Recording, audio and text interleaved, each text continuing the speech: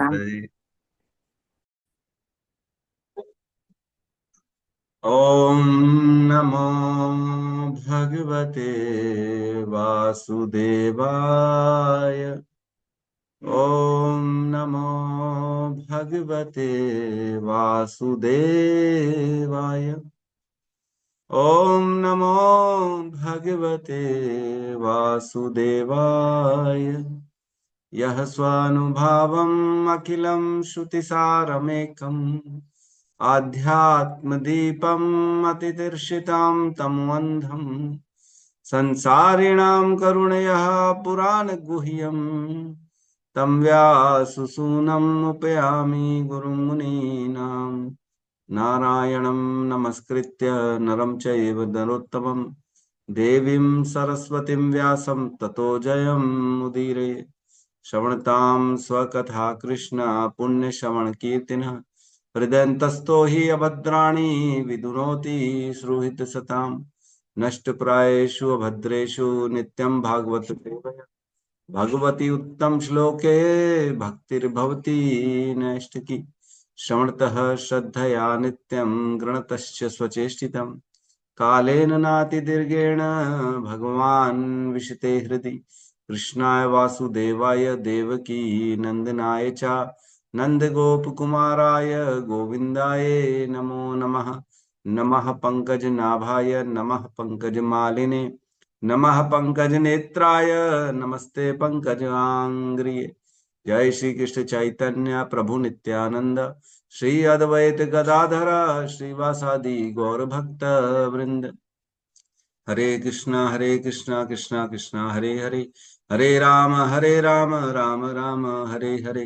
हरे कृष्णा कृष्णा कृष्णा हरे राम राम राम हरे हरे। हरे कृष्णा कृष्णा कृष्णा हरे राम राम राम हरे हरे।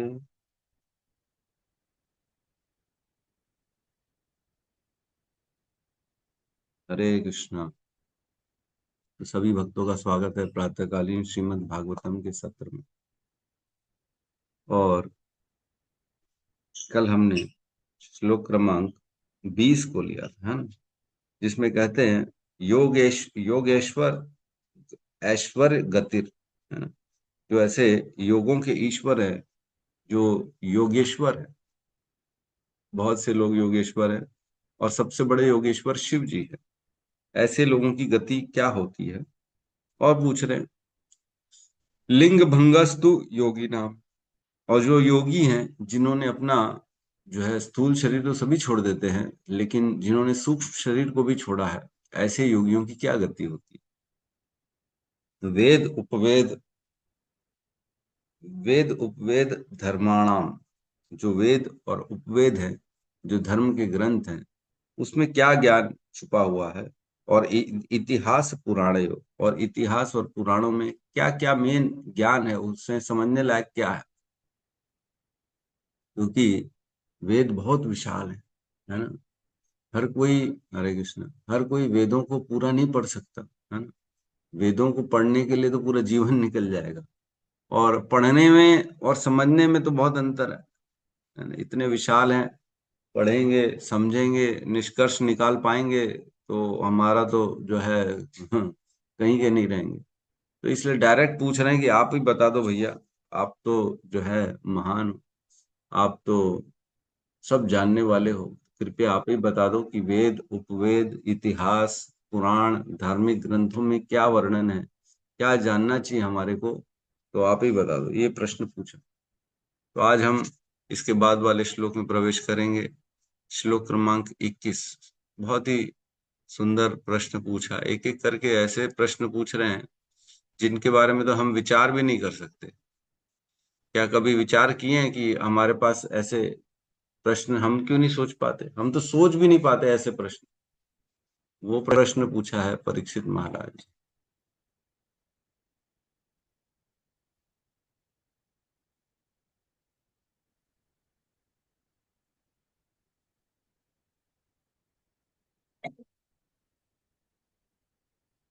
श्लोक क्रमांक 21। ओ, इसमें तो हिंदी में लिखा ही नहीं। गौतम बुद्ध प्रभु भेजेंगे क्या? जी प्रभु जी भेज रहे हम स्क्रीन शेयर कर लेंगे, है ना। तो श्लोक क्रमांक 21।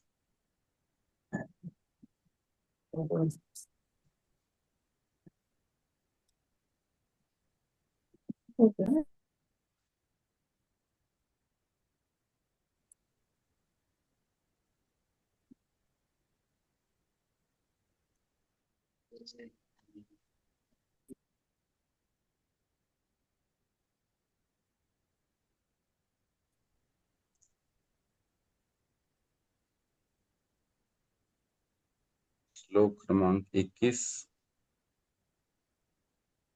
सभी के पास वैसे भागवतम तो होगी ना? जी भागवतम तो प्रभु है। जी। जी प्रभु जी भेज दिए प्रभु जी।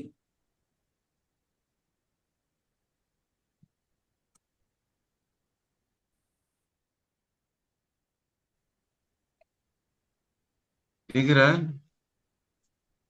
जी मुझे नहीं नहीं दिख दिखा। रहा? दिख रहा है प्रभु जी। नहीं भेज दिख दिया। रहा है। चैट बॉक्स में डाले हैं, चैट बॉक्स में है, Chat box। कृष्णा है। आ गया है, अभी आ गया, आ गया है। अभी दिख रहा है ना? जी जी। क्या हाँ, बात तो है। श्लोक क्रमांक 21 अध्याय 8 स्कंद 2 राजा परीक्षित द्वारा पूछे गए प्रश्न साथ में दोहराएंगे। संप्लवः सर्वभूतानां संप्लवः सर्वभूतानां विक्रमः प्रतिसंक्रमः विक्रमः प्रतिसंक्रमः इष्टापूर्तस्य काम्यानां इष्टापूर्तस्य काम्यानां त्रिवर्गस्य च यो विधि त्रिवर्गस्य यो विधि संप्लवः सर्वभूतानां संप्लवः सर्वभूतानां क्रमः प्रतिसंक्रमः विक्रमः क्रमः प्रतिसंक्रमः इष्टापूर्तस्य काम्यानां पूर्तस्य काम्यानां त्रिवर्गस्य च यो विधि त्रिवर्गस्य च यो विधि संप्लवः सर्वभूतानां संप्लवः सर्वभूतानां विक्रमः प्रतिसंक्रमः विक्रमः प्रतिसंक्रमः इष्टापूर्तस्य काम्यानां इष्टापूर्तस्य काम्यानां त्रिवर्ग त्रिवर्गस्य च यो विधिः पल्वा सर्वभूतानां संप्लवः सर्वभूतानां क्रमः प्रतिसंक्रमः विक्रमः प्रतिसंक्रमः इच्छापूर्तस्य काम्यानां इष्टापूर्तस्य काम्यानां त्रिवर्गस्य च यो विधिः त्रिवर्गस्य च यो विधिः संप्लवः सर्वभूतानां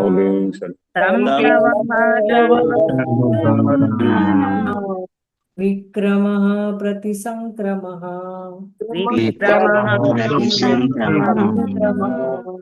इष्टापूर्तस्य काम्यानां त्रिवर्गस्य च यो विधिः अनुवाद। कृपया करके मुझे बताइए कि जीवों की उत्पत्ति, पालन और उनका संहार किस प्रकार होता है। श्री भगवान की भक्ति में सेवा करने से जो लाभ तथा हानियां होती हैं उन्हें भी समझाइए।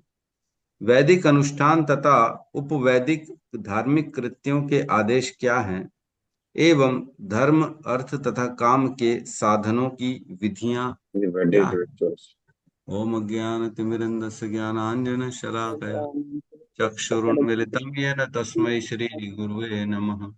श्रीचैतन्यमनोभीष्टं स्थापितं येन भूतले स्वयं रूपः कदा मह्यं ददाति स्वपदान्तिकम्। वन्देऽहं श्रीगुरु श्रीयुतपदकमलं श्रीगुरून् वैष्णवंश्च श्रीरूपं सागरजातं सहगण रघुनाथान्वितं तं सजीवं साद्वैतं सावधूतं परिजनसहितं कृष्ण चैतन्य देवं श्री राधा कृष्ण पादान् सहगण ललिता श्री विशाखान्वितांश्च। हे कृष्ण करुणा सिंधु दीन बंधु जगतपते गोपेश गोपिका कांता राधा कांत नमस्तुते। तप्त कांचन गौरांगी राधे वृंदावनेश्वरी वृषभानु सुते देवी प्रणमामि हरिप्रिये।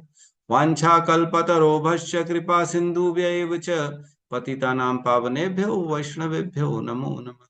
नमो विष्णुपादाय कृष्णपृष्ठाय भूतले श्रीमते भक्तिवेदांत स्वामीति नामिने।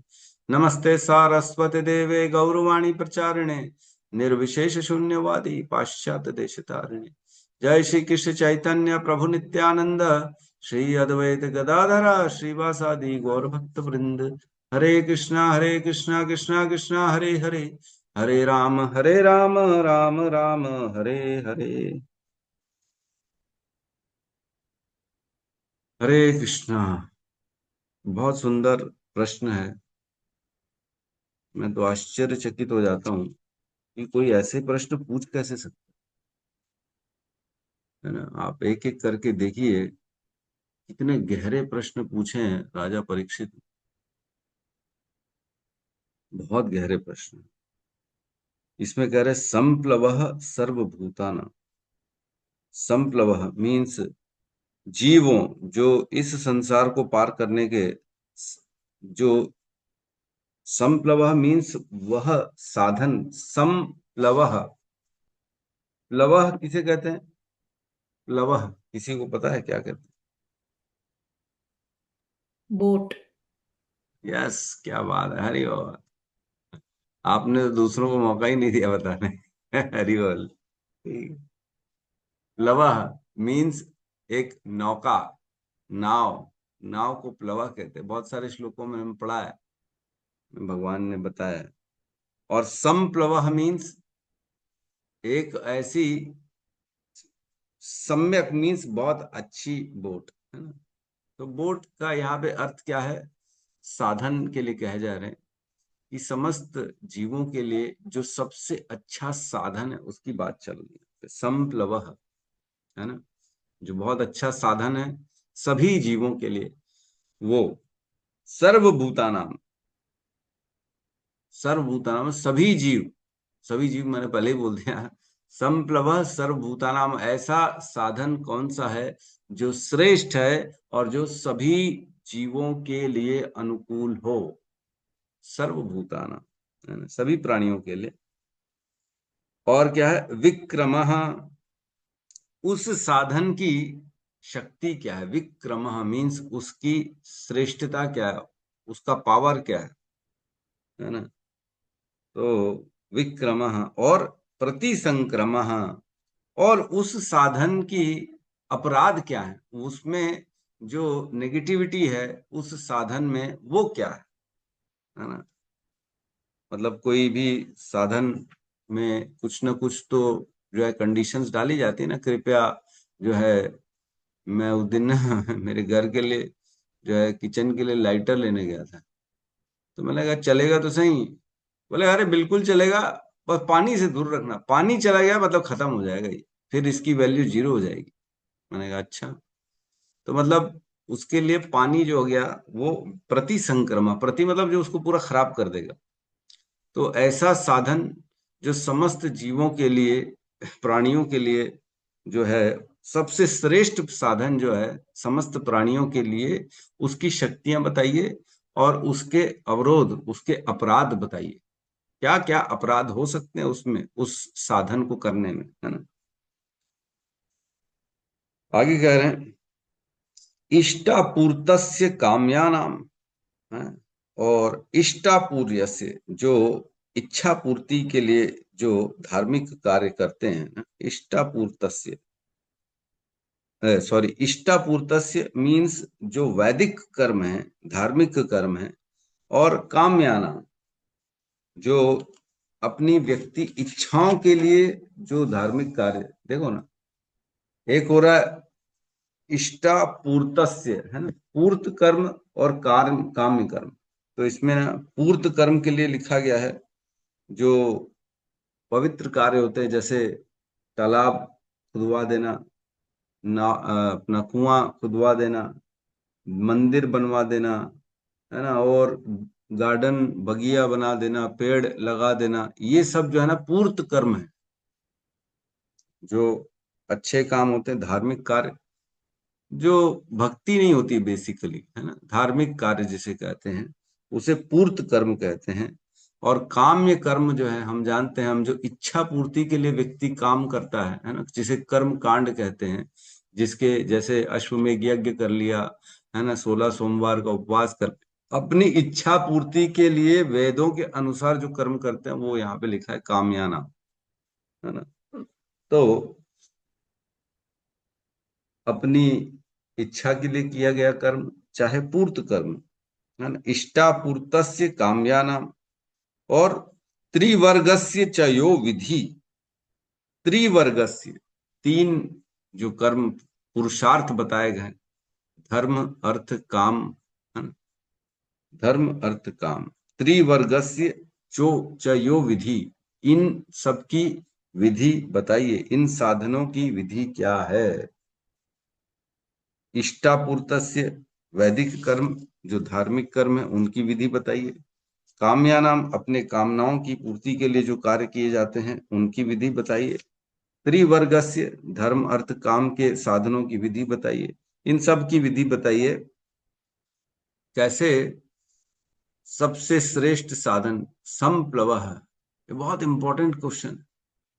सभी के लिए सबसे श्रेष्ठ साधन क्या है, उनके लिए उस साधन की शक्ति भी बताइए, और उस साधन में क्या अपराध हो सकते हैं वो भी बताइए, ये पूछा है।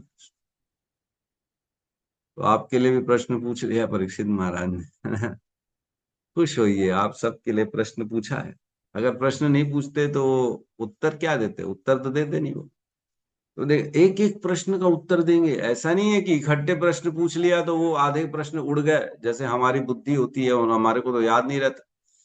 अभी कोई प्रश्न पूछेगा, जवाब देते देते हम प्रश्न ही भूल जाते हैं, अरे प्रश्न क्या पूछा था प्रभु, हाँ अच्छा ठीक है। लेकिन ऐसा नहीं है यहाँ पे।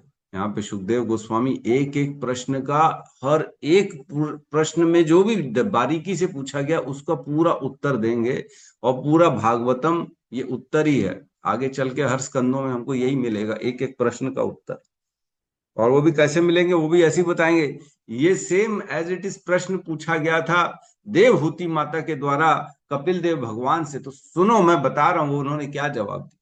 फिर बोलेंगे यही सेम प्रश्न पूछा था विदुर जी ने मैत्रेय मुनि से, सुनिए मैं बता रहा हूं। यही सेम प्रश्न उद्धव ने पूछा था कृष्ण से, मैं बता रहा हूं। ऐसे करके वो उत्तर देंगे, और उसमें सारी कथाएं आ जाती। तो ये भागवतम की देखो कितनी श्रेष्ठता है ना। तो तात्पर्य में श्रील प्रभुपाद लिखते हैं, संप्लवः मीन्स सम्यक साधन, सबसे श्रेष्ठ साधन के अर्थ में भक्ति में सेवा संपन्न करने के लिए प्रयुक्त होता है, जबकि प्रतिसंप्लवः इसके बिल्कुल विपरीत है और भक्ति की प्रगति को विनष्ट करने वाले का घोतक है। मतलब संप्लवः मीन्स भक्ति, अब यहाँ पे इन्होंने पहले ही घोषणा कर दी कि सबसे श्रेष्ठ साधन भक्ति है। तो यहाँ कह रहे हैं संप्लवः का अर्थ है भक्ति करना, और प्रतिसंप्लवः का अर्थ है भक्ति में उत्पन्न होने वाले अपराध, है ना। श्रील प्रभुपाद एकदम डायरेक्ट क्लियरिटी से बता रहे हैं, आंसर ही दे दिया उन्होंने क्या है क्या नहीं है। तो इसमें आगे कहते हैं, जो व्यक्ति श्री भगवान की भक्ति में सेवा में दृढ़ता पूर्वक स्थित है वह सरलता पूर्वक बद्ध जीवन के कार्यों को कर सकता है। बद्ध जीवन बिताना समुद्र के बीच में नाव के फेने जैसा है। बद्ध जीवन जो है इंसान का, उस समंदर में एक छोटी सी नाव में बैठने जैसा है। ऐसे होगा अगर समंदर के बीच में हमको नाव में बिठा देंगे तो कहाँ जाएंगे।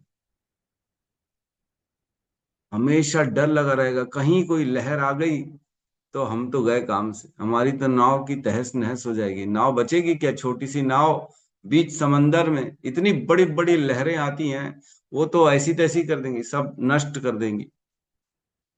तो बद्ध जीवन जो है वो ऐसे ही है। लेकिन जैसे ही व्यक्ति भक्ति करता है तो उसे बहुत सुंदर एक नाव मिल जाती है भगवान के द्वारा, जो प्लवः है ना। एक श्लोक आता है जिसमें कहते हैं, नृदेहमाद्यम सुलभम सुदुर्लभम प्लवम सुकल्पम गुरुकर्णधारम मयानुकूलेन नभस्वतेरितम पुमान भवाब्धि न तरेत स आत्महा। बहुत सुंदर श्लोक है, मेरा तो फेवरेट है। कह रहे हैं नृदेह माध्यम, जिसे ये नर का देह मिले, मनुष्य का देह मिला है, नृदेह माध्यम सुलभम सुदुर्लभम।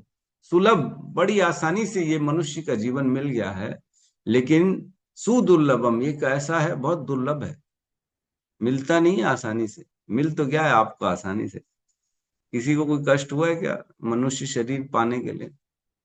किसी ने बहुत लाइन में खड़ा हुआ होगा, या किसी ने उठक बैठक किए होंगे, या किसी ने धूपों में खड़े होके बहुत विनती करी होगी, भैया दे दो दे दो दे दो। किसी को याद तो नहीं, कैसे मिल गया पता नहीं, लेकिन मिल तो गया भैया आसानी से। अब अभी हम बड़ी आसानी से मनुष्य के शरीर में हैं, लेकिन आपको बता दें ये बड़ी दुर्लभ है, सुदुर्लभ, ये मिलता नहीं आसानी से। आपको मिल गया यद्यपि, लेकिन मिलता नहीं। जब नहीं मिलेगा ना तब पता पड़ेगा इसकी वैल्यू क्या है ना। जब हमारी जीवात्मा को निकाल के इस शरीर से किसी अन्य कुत्ते गधे बैल के शरीर में डाल दिया जाएगा, तब उस शरीर में हम रोएंगे कि ये मैंने क्या कर दिया, है ना। बहुत बहुत पछताएंगे कि मेरे को एक बार मौका दिया था भगवान ने, मैंने वो शरीर को गंवा दिया, अब मैं क्या कर सकता हूं, अब तो कोई मेरे पास रास्ता नहीं। यदि हम आपके हाथ पैर बांध देंगे तो आप क्या कर लोगे? कोई विकल्प बचता है? नहीं बचता। जब तक हाथ पैर खुलेंगे नहीं, आपको स्वतंत्रता मिलेगी नहीं, आप कुछ कर नहीं सकते। तो जब तक हाथ पैर बंधे रहेंगे तो जो निर्देशन देगा वैसे ही करना पड़ेगा। बैठे रहेंगे एक जगह चुपचाप अंधेरी कोठरी में, जैसे किडनैप होता है बच्चों का, हाथ पैर बांध के अंधेरी कोठरी में डाल देते हैं, तो क्या कर लेंगे बच्चे? कुछ नहीं कर सकते। वो इंतजार करेंगे जब तक कोई उनको स्वतंत्र नहीं कर सकता, तब तक वो अपने काम नहीं कर सकते, अपनी इच्छा पूर्ति, जो उनके अंदर कार्य करने की जो भी इच्छा है वो नहीं कर सकते, कोई स्वतंत्रता नहीं है। तो सेम वैसे ही हमारे को जब अन्य पशुओं के शरीर में डाल दिया जाता है तो हमारे पास कोई स्वतंत्रता नहीं रहती है। हम चाह के भी कुछ नहीं कर सकते, क्योंकि पास हमारे सब साधन बंधे हुए हैं, हमारे हाथ पैर बंधे हुए हैं। कुत्ता बिल्ली सुअर गधा घोड़ा सांप बिच्छू, ये सब क्या कर सकते हैं? क्या हमारी मांगे पूरी करो बोल सकते हैं? नहीं बोल सकते। जो उनको उस शरीर के नियम है, उस शरीर के नियमों के अनुसार ही जीवन जीना पड़ेगा, उनके पास और कोई विकल्प है ही नहीं, है ना। कुत्ते को रोड में ही खाना पड़ेगा, वो ये नहीं बोल सकता कि मैं डाइनिंग टेबल में बैठ के आराम से गरम गरम रोटी खाऊंगा, नहीं बोल सकता। लात मार दिया जाएगा, भगा दिया जाएगा, तो बेचारा उससे अच्छा चलो रोड में ही कुत्ता खा लेता है, चलो कुछ तो मिल रहा है। तो हमारी भी स्थिति यही है, ये हमारी ही स्थिति है, बेसिकली हमारी ही स्थिति। हम ही को एक दिन वहां वापस जाना वो पड़ सकता है अगर हमने कोई गड़बड़ घोटाला कर दिया। तो अगर व्यक्ति अपने इस जीवन, जो महत्वपूर्ण जीवन है, मनुष्य जीवन है, उसका वो अर्थ नहीं समझता तो वो व्यर्थ कर देता है ना। बड़ा ये तो एक वो हो गया, रिदम हो गया, अर्थ नहीं समझता तो व्यर्थ कर देता मनुष्य जीवन, ठीक है। तो अर्थ अगर हम इसका नहीं समझेंगे तो व्यर्थ कर देंगे इसको। तो वही कह रहे हैं, नृदेह माध्यम सुलभम सुदुर्लभम, ये बड़ी मुश्किल से मिला है और आसानी से प्राप्त हो गया, लेकिन है बड़ा दुर्लभ, मिलता नहीं है आसानी से।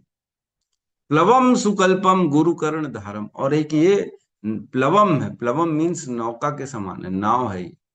प्लवम सुकल्पम गुरु कर्ण धारम, और इस नौका के कप्तान कौन है? गुरु, गुरु कर्ण धारम। गुरु डायरेक्शन दिखाते हैं कि नैया कौन सी डायरेक्शन में बढ़नी चाहिए। अगर कप्तान नहीं हो तो नौका दिशा विहीन हो जाती है ना, उसको पता ही नहीं किस डायरेक्शन में जाना है। चारों तरफ तो समंदर ही समंदर है, कहाँ बढ़े किस तरफ जाएं, वहीं वहीं पता लगा गोल गोल घूम रहे, पता ही नहीं पड़ रहा किस डायरेक्शन में जाना है। तो जो नौका का कप्तान होता है ना, वो बुद्धि के साथ तारों को देख के दिशा तय करता है कि किस दिशा में हमको आगे बढ़ना है, सही दिशा में ले जाता है। गुरु कर्णधार मया अनुकूलेन नभस्वतेरितम। और भगवान कह रहे हैं कि मेरी जो द्वारा दिए गए शास्त्र हैं ये अनुकूल हवाएं हैं। जीवन की अनुकूल हवाएं शास्त्र हैं, और हम लोग शास्त्रों को ही नहीं पढ़ते हैं। यह शास्त्र विधि उत्सृज्य वर्तते कामकारात् न स सिद्धिम आपनोति न सुखाम न पराम गतिम।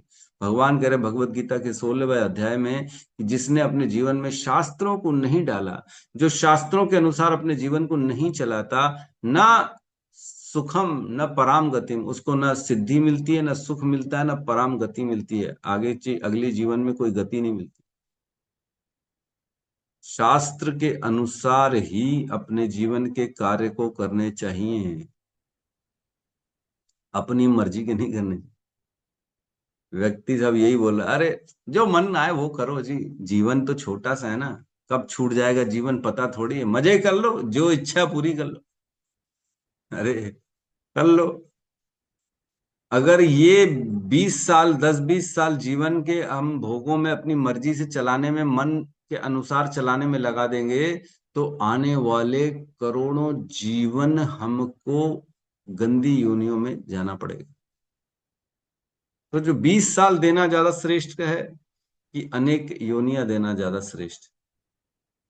इतनी सारी योनियां हम दे देंगे, अनेकों करोड़ों सालों तक, फिर 84 लाख योनियों में घूमना पड़ जाएगा। क्यों? क्योंकि हमने एक मनुष्य के 20-25 साल भोगों में लगा दिए, केवल वही किया जो मेरा मन चाहता था। अब मन जो चाह रहा है, लेकिन योनियां तो तुमको कर्म के अनुसार मिलेंगी, मन के अनुसार नहीं मिलेंगी। तो मन का काम है फंसाना, और व्यक्ति मन के चक्कर में आके फंस जाता है ना। जैसे आजकल बड़ा आसानी से जो है लोगों को फंसाया जाता है ना। कुछ लड़कियां हैं, कुछ गैंग ऐसे हैं, आसानी से ठग लेते हैं उसको, ओटीपी ले लेंगे, ये ले लेंगे, वो ले लेंगे, बेचारे की एक बार में पूरे मेहनत, पूरे जीवन की कमाई चली गई। चली गई कि नहीं? पूरा जीवन मेहनत किया, लेकिन एक गलती कर ली तो वो ओटीपी दे दिया उसने, और अपने अकाउंट का पूरा पैसा, पूरी कमाई एक झटके में चली। फिर रोता रहेगा आदमी, अब तो कुछ नहीं हो सकता। उसी प्रकार अगर हमने ये भोग के चक्कर में आ गए, तो ये इतने जन्मों के बाद जो मिली मनुष्य योनि है ना, उसको बर्बाद कर देंगे, एक झटके में बर्बाद हो जाएगी। फिर बाद में रोते रहेंगे दूसरे योनियों में जाके, तो उसका कोई अर्थ है? कुत्ता अगर रो रहा है, गधा अगर रो रहा है, तो उसका कोई अर्थ है? कोई उसको बचा बचा सकता है क्या? उसके कोई उद्धार कर सकता है? कितना भी रोले कुत्ता, कितना भी गधा रोले, उसको ढेचू ढेचू करेगा तो उसको लोग लाती मारेंगे, डंडा ही मारेंगे बेचारे को, कोई उसका रोना सुनने वाला भी नहीं है। सोचो, रो रहे और उल्टा लोग डंडा मार रहे हैं, चुप कर, रो मत। और अभी हम क्या करते हैं, रो के अपनी इच्छा पूर्ति करा लेते हैं, रो लेते हैं, ओ मेरे को ये दिला दो, वो दिला दो, तो ठीक है चलो, कोई ना कोई आ जाता है कि नहीं। लेकिन अन्य योनियों में अगर चले गए तो रो लो, आंदोलन कर लो, भूख हड़ताल कर लो, कुछ भी कर लो, कुछ फायदा नहीं होने वाला, कोई सुनने वाला नहीं है। तो इसलिए कह रहे हैं प्लवम सर्वश्रेष्ठ साधन। और जो ये नहीं करता है, मया अनुकूलेन नभस्वेतिरितम पुमान भवाब्दी न तरेत स आत्महा। और अगर जिसको ये मनुष्य योगिनी मिल गई है, उसके बाद ये साधन जो उसको भगवान बोल रहे हैं, मैंने शास्त्र दे दिए, मैंने उसको जीवन में गुरु दे दिए हैं, उसको मनुष्य योनि दे दी है, उसके बाद भी अगर वो ये भव सागर को तैरता नहीं है, तो क्या है वो? स आत्महा, वो अपने आत्मा का हत्यारा है। शरीर मिल गया, शास्त्र मिल गए, गुरु मिल गया, अनुकूल हवाएं हैं, सब सुविधा भगवान बोल रहे हैं मैंने दे दिए तुम्हारे को भैया। अगर तुम उसके बाद भी अपना उद्धार नहीं करते हो, इस जन्म मृत्यु के चक्र को पार नहीं करते हो, तो तुम तो आत्महत्यारे कहलाओगे भाई। बच्चे को हमने एडमिशन करा दी, बच्चे को हमने बुक्स लेके दे दी, बच्चे को अनुकूल टेबल लेके दे दी, लाइट है, पंखा है, बढ़िया सुविधाएं हैं उसको एक सपोज करो ट्यूशन टीचर भी लेके दे दिया। अब उसके बाद भी अगर फेल हो जाएगा तो क्या बोलोगे आप? फेल हो गया। अरे बोले मैंने तो तेरे को सब दे दिया। कहा मेरी तरफ से चूक कहाँ हुई जो तू फेल हो गया भाई? बोले तेरे जैसा आदमी कोई नहीं मिलेगा भाई, बेकार हो तुम लोग, ऐसा बोलोगे ना बच्चों को जो नहीं पढ़ेगा, सब दे दिया उसके बाद भी नहीं पढ़ रहे तो क्या बोलोगे आप? तो वैसे ही हम हैं। भगवान बोल रहे हैं मनुष्य दे दिया, भक्ति के साधन दे दिया, नाम जप दे दिया, महामंत्र दे दिया, है ना, क्लासेस दे दिया, आराम से इजीली भागवत कथा रोज सुन रहे हैं, रोज सुबह आ रहे हैं श्रीमद् भागवतम की कथा कक्षा में, रोज सुन रहे हैं प्रभु जी के मुख से, मंत्र करो, उद्धार करो, है ना, गर्हित कर्म मत करो, अधर्म मत करो, अपना उद्धार करो, कैसे भी करके इस जन्म मृत्यु के चक्र को पार कर लो, भगवान की प्राप्ति करनी है। उसके बाद भी अगर कोई नहीं करे तो फिर उसके लिए क्या बच जाता है? फिर तो कुछ नहीं। बहुत सुंदर श्लोक है यहाँ पे कह रहे हैं, है ना, कि व्यक्ति जो है भक्ति में सेवा करने से जो लाभ है उसकी हानियां क्या है। भक्ति की शक्ति विक्रम और प्रतिसंक्रम, जो साधन है उसकी शक्ति क्या है और उसके अपराध क्या है, कैसे वो साधन और पुष्ट हो जाएगा और जल्दी कैसे काम हो सकता है, हमारा जो साधन है उसकी शक्ति क्या है। तो भक्ति के साधन की शक्ति उपदेशामृत में आता है 6 चीजें जिससे भगवान के प्रति हमारी भक्ति और प्रगाढ़ होती है, और 6 चीजें ऐसी हैं जो भक्ति का नाश करने वाली होती है ना? तो भक्ति के सफलता के कारण है उत्साहात निश्चयात धैर्यात तत्त कर्म प्रवर्तनात् संग त्यागात सत्वृत्ते षड्भी भक्तिर प्रसिद्ध्यति। ये 6 कार्य हैं जो व्यक्ति की भक्ति की सफलता के कारण है ना? कौन से हैं? उत्साहात, उत्साही बने रहना। लोग बहुत जल्दी निराशा में आ जाते, प्रभु नाम जप करे कुछ नहीं हो रहा प्रभु, और हमारे घर में टेंशन हो गई प्रभु, हमारी कोई बीमारी हो गई प्रभु, बहुत प्रॉब्लम हो गई, हमारी जॉब चली गई प्रभु, देखो ना प्रभु अब कोई पूछता नहीं है प्रभु। अरे उत्साही बने रहो, ये तो छूटना ही है इनके चक्कर में, है ना। कुछ हो नहीं रहा प्रभु, कुछ हो नहीं रहा, अरे ये कोई जादू थोड़ी है जो तुम्हारे सामने प्रकट हो जाएगा, ऐसा थोड़ी है। नाम जप किया, ये नहीं, उत्साहात, उत्साही बने रहना चाहिए, ये खुद ब खुद धीरे धीरे काम करेगा, और ये हमको दिखेगा नहीं, डिवाइन लेवल पे काम होगा, ये ट्रांसडेंटल लेवल पे काम होता है, हमारे को दिखता थोड़ी, भौतिक लेवल में नहीं होता। और निश्चयात, निश्चय होना चाहिए, 16 माला करनी है तो करनी है, निश्चय है मीन्स निश्चय है ना, 4 नियम फॉलो करने हैं मतलब करने हैं। निश्चय, कमिटमेंट, जबान दे दी भैया, एक बार जो मैंने कमिटमेंट दे दी तो फिर मैं अपनी भी नहीं सुनता, ऐसा होना चाहिए। क्यों? निश्चयात, धैर्यात, धैर्यवान होना चाहिए, है ना। जल्दी जल्दी, जल्दी जल्दी माला कर लो, जल्दी जल्दी क्लास सुन लो, जल्दी जल्दी जो है ना अपने अध्ययन कर लो, जल्दी जल्दी में कुछ नहीं होता, आराम से होता है, धीरे धीरे। ये गहरे विषय हैं, ऐसे इतनी जल्दी नहीं समझ में आते। एक ही दिन में लोग बोलेंगे भगवत गीता पढ़ लिए, समझ लिए, अब और जरूरत नहीं प्रभु, मैं पढ़ लिया, मेरे को मालूम है, अब और क्या पढ़ना, रोज रोज वही वही वही बात थोड़ी सुननी है हमारी। अरे धैर्यवान बनिए, बहुत कुछ है अभी तो हमने जाना क्या है, समंदर में एक बूंदी तो लिया है हमने। कभी कभी मेरे को लगता है, मैं सुन लेता हूँ कभी कभी इस ग्रेस प्रशांत मुकुंद प्रभु जी के प्रवचन, तो मेरे को ऐसा लगता है बाप रे, मेरे को तो कुछ आता ही नहीं है, कितनी गहरे विषय हैं, कितनी चीजें जाननी है, कितनी चीजें समझनी है। हम बहुत अभी तो नगण्य है, कुछ पता नहीं अभी हमारे। जो व्यक्ति अपने आप को विद्वान समझता है, जो व्यक्ति अपने आप को ज्ञानी समझता है, वो एक्चुअल में सबसे बड़ा मूर्ख है। और जो अपने आप को मूर्ख समझता है, वो सबसे बड़ा ज्ञानी है। तो प्रभु समझे क्या? बताइए। बड़ा मुश्किल है। धैर्यवान होना, धैर्य रखना। भक्ति कर रहे हैं तो एक न एक दिन रिजल्ट आएगा ही आएगा, इसका धैर्य रखना चाहिए। तत् तत् कर्म प्रवर्तनात्, और नियामक सिद्धांतों के अनुसार कर्म करना चाहिए। धर्म के अनुसार जो बताया गया गुरु ने, वैसे कर्म करना चाहिए। सुबह उठना चाहिए, नहाना चाहिए, शौच इत्यादि करना चाहिए, है ना, पवित्रता रखनी चाहिए। मंगल आरती, दर्शन आरती, जो आरती कम से कम एक या दो आरती अटेंड करनी चाहिए रोज की, है ना। अपने कार्यों को करना है, वर्णाश्रम धर्म को निभाना है। तो जैसा जैसा हमारे धर्म, हमारे शास्त्र, हमारे गुरुदेव ने आदेश दिए, वैसे कर्म करने चाहिए।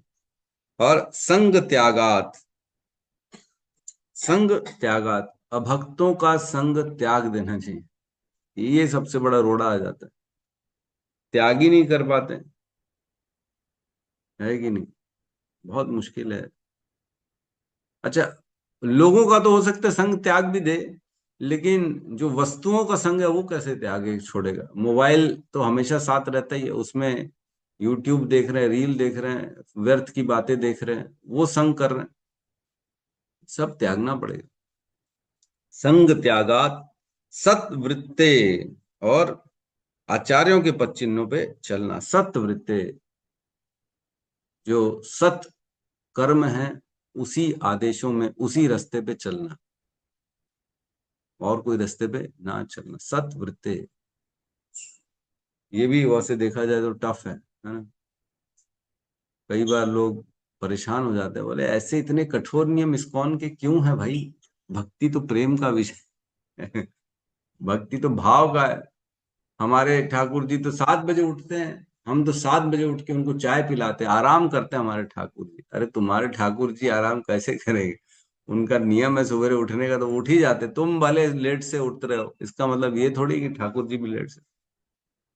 आचार्यों के पद चिन्हों पे चलना, वो तो हम चल ही नहीं पाते। हमारे सनातन गोस्वामी, है ना, रूप गोस्वामी, कोपिन पहन के केवल अपना जीवन जिए वृंदावन में। हम तो ऐसा बोल नहीं सकते कि कोपिन पहन के कल को रोणी नंदन प्रभु को बोलेंगे कोपिन पहन के अब रहो आप खाली, तो बेचारे बोलेंगे मेरे को तो रायपुर छोड़ के जाना पड़ जाएगा। तो ऐसा नहीं हो पाएगा। ठीक है, कम से कम बट जो हो सकता है वो करें। आचार्यों के पद चिन्हों पे चलना चाहिए हमारे को। तो ये 6 नियम बताए गए हैं जिससे भक्ति बढ़ती है, और 6 नियम बताए गए हैं जिससे भक्ति नष्ट होती है। कौन से 6 नियम है? तो वो है अत्य आहार प्रयासस्य च प्रजल्पो नियमाग्रह जन संगस्य लौल्यम च षड्भी भक्तिर विनश्यति। ये 6 चीजें भक्ति के विनाश की हैं। कौन सी? अत्य आहार, ज्यादा आहार के प्रति जो जो ज्यादा खाना खाता है, अरे प्रभु ये भी खा लेते प्रभु, वो आज मेरी तो इच्छा हो रही है प्रभु, बनता है एक तो बनता है प्रभु, एक समोसा तो बनता है प्रभु। तो इस तरह के जो विचार हैं वो व्यक्ति को भक्ति से दूर करते हैं। और प्रयासस्य च, अत्यधिक प्रयास करना वस्तुओं की प्राप्ति के लिए, इच्छा प्राप्ति के लिए प्रयास करना। देखो यहाँ पे बहुत अच्छी चीज सीखने की, क्या हमको मेहनत करनी चाहिए, इतनी मेहनत करनी चाहिए अपने प्राप्ति के लिए, अपने टारगेट के लिए। तो यहाँ कह रहे हैं अत्यधिक प्रयास नहीं करना चाहिए, किसी भी चीज की प्राप्ति के लिए अत्यधिक प्रयास नहीं करना। अगर सपोज करो हमारा कोई हॉस्पिटल में है ना, और डॉक्टर बोला ये भी कर लो वो भी कर लो, प्रयास करते कैसे भी करके हम इसको बचा लेंगे, इसका एक बड़ा ऑपरेशन कर लेते हैं, बड़ा बाहर से डॉक्टर को बुला लेते हैं, इसको बॉम्बे ले जाते हैं, यहाँ ले जाते हैं, वहां ले जाते हैं। अत्यधिक प्रयास नहीं करना, वहीं प्रणाम कर देना चाहिए। प्रभु जो प्रभु की इच्छा है वैसी होगा। जो प्रयास नॉर्मल है, जितना करना चाहिए उतना उचित प्रयास हम करेंगे, अवश्य करेंगे, लेकिन अत्यधिक प्रयास नहीं करना, प्रयास से और प्रजल्पो, प्रजल्प फालतू की बातें, है ना, फोन में लगे हुए हैं, इसकी बात कर रहे, उसकी बात कर रहे, अरे पता है वो कर दिया, इसने ये कर दिया, क्या हो गया उसके साथ, उसकी बेटी, उसकी बहू, उसका घर, जो भी है कहने का, प्रजल्पो। और नियम आग्रह, नियम तोड़ना, है ना, उसको ढंग से नियमों को फॉलो ना करना, कहीं पे भी कॉम्प्रोमाइज करना अपने हिसाब से। अरे प्रभु, तो बोला है प्रभुपाद ने कि जो है ना, कभी कभी नियम तोड़े जा सकते हैं, हायर प्रिंसिपल्स के लिए लोअर प्रिंसिपल तोड़ सकते हैं। अरे तो तुम्हारा कौन सा हायर है तुम तो लोअर के लिए हायर को तोड़ रहे हो ऐसा नहीं होना चाहिए, है ना? जंग संगस्य, ज्यादा संसारी व्यक्तियों के लिए संगति करना, है ना, पड़े पड़े हुए ग्रुपों में, ये ग्रुप में जाना, शादियों में जाना, इनसे मिलना, उनसे संबंध बनाना, ये जन संगस्य। और लौल्यम च, है ना, और ललायित रहना उपलब्धियों के लिए, जो संग जो भी है, ये 6 विधि बताई गई हैं जो व्यक्ति की भक्ति को नष्ट कर देती है ना। एक बार हमने और पढ़ा था एक जगह, उसमें लिखा था, नारायण भक्ति को पांचों नहीं सुहात, है ना, नारायण हरि भक्ति भजन को पांचों नहीं सुहात,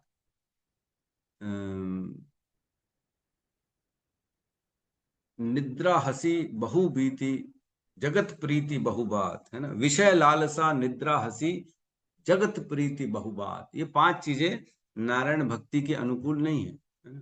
विषय लालसा, विषयों की लालसा, निद्रा हसी जगत प्रीति बहुबात। तो बेसिकली उसमें भी 5 चीजें बताई गई, यहाँ पे 6 चीजें बताई गई। तो ये 6 चीजें अनुकूल नहीं है भक्ति की, और सदा सदा हमें इनसे दूर रहना चाहिए। ये विक्रम है, और क्या है ये, प्रतिसंक्रम, 2 वर्ड का मतलब हो गया ये, बेसिकली हमने पढ़ा। और कह रहे हैं, इष्टापूर्तस्य काम्यानाम त्रिवर्गस्य च यो विधि। इष्टापूर्तस्य, लोग जो है धार्मिक कार्य कर रहे हैं, और अलग अलग अपने आप को धर्म के लोग बता रहे हैं, टीका लगा रहे हैं, और वो जो है गरीबों को 10-10 रुपए दे रहे हैं, कंबल बांट रहे हैं, है ना। कई लोग तो हॉस्पिटल चले जाते हैं, वहां पे जो है ब्लड डोनेशन कैंप ऑर्गेनाइज कर देते हैं, और जो है कहीं कहीं जाके जो है वृद्धाश्रम बना दे रहे हैं, या फिर अनाथ बच्चों को पालन के लिए अलग अलग कार्य कर रहे हैं। तो ये सब पूर्तस्य में आता है, ये सब धार्मिक कार्य हैं जो व्यक्ति करता है। तो ये सब है क्या बेसिकली, तो देखिए ये है, ये स्वीकृतियां हैं, ये जो अच्छे काम होते हैं ये बेसिकली पुण्य कहा जाता है। पुण्य करके व्यक्ति को क्या होता है, वह पुण्य करके व्यक्ति के जीवन में सुख आता है। जो पुण्य करता है, आज अगर हम किसी को 1 रुपया देते हैं, तो ये आशा करके देते हैं कि मेरे पास ये बढ़ के आएगा, है ना। तो कितना आएगा, क्या आएगा, ये तो पता नहीं लेकिन अगर वही 1 रुपया अगर हम किसी वैष्णव को या किसी मंदिर की सेवा में लगा दें, तो ये स्वीकृतियां बन जाती है। 3 तरह की स्वीकृतियां बताई गई हैं जीवन में, जो भी हम कार्य करते हैं उससे।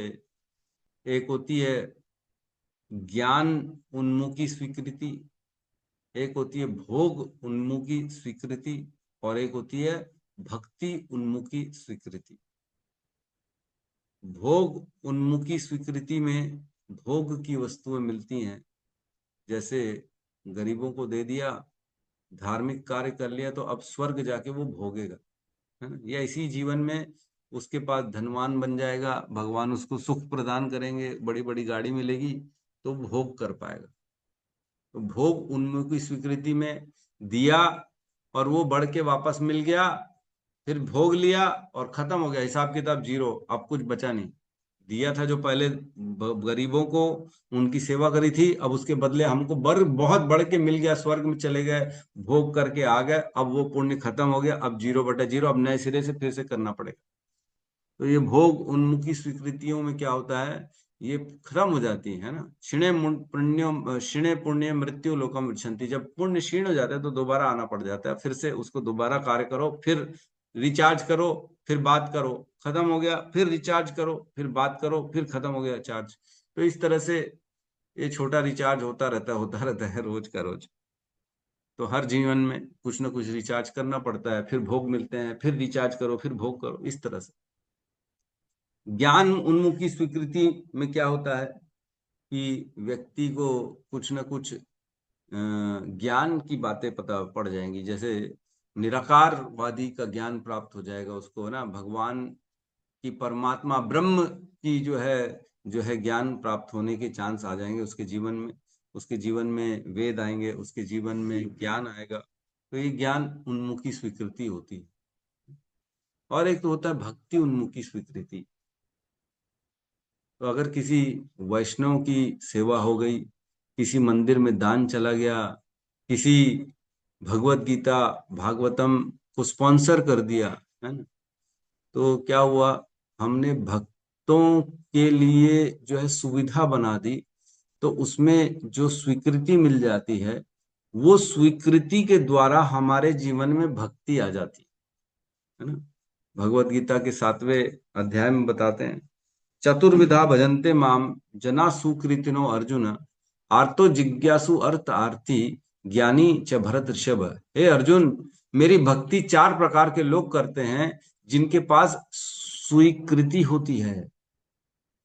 जिनके पास स्वीकृति होती है, ऐसे 4 लोग मेरी भक्ति करते हैं। कौन सी स्वीकृति होती है?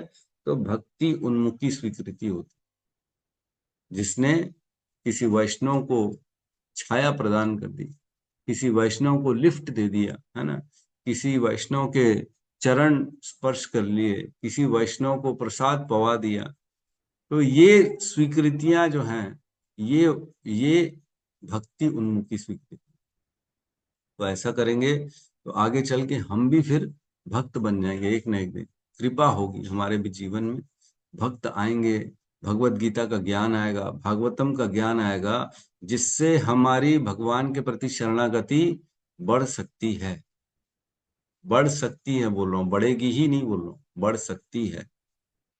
क्योंकि 5% फ्री विल भी तो है, अपराध भी तो है। अपराध कर दिए तो वो खत्म हो जाएगी, वहीं जड़ से काट दिया हमने उस स्वीकृति को। तो अपराध नहीं करना है और स्वीकृतियां करनी।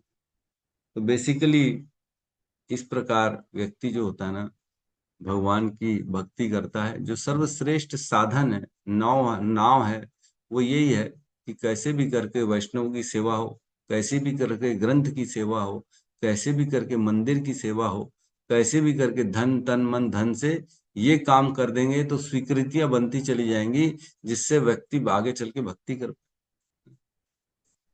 तो भक्ति भी जो है ना, वैसे तो 64 अंग हैं भक्ति के।